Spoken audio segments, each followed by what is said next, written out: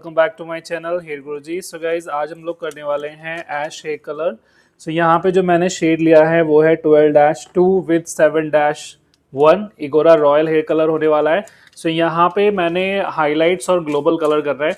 So guys पहले आप लोगों को प्रीलाइटनिंग कर लेनी है, ब्लीच कर लेनी है अच्छे से बालों को, उसके बाद में फिर आप कलर डिपॉजिट करोगे।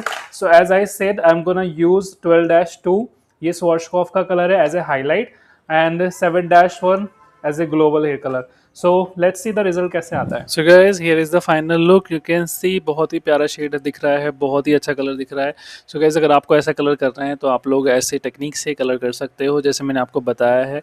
सो गाइस अगर आपको कलर ये अच्छा लग रहा है, आप लोग हाईलाइट्स में, ग्लोबल में, बालियाज में क्लाइंट्स को ये कलर आराम से दे सकते हो। सो अगर आपको ये वीडियो अच्छी लगी हो तो वीडियो को लाइक करें, चैनल को सब्सक्राइब करें। Thank you so much guys for watching this video.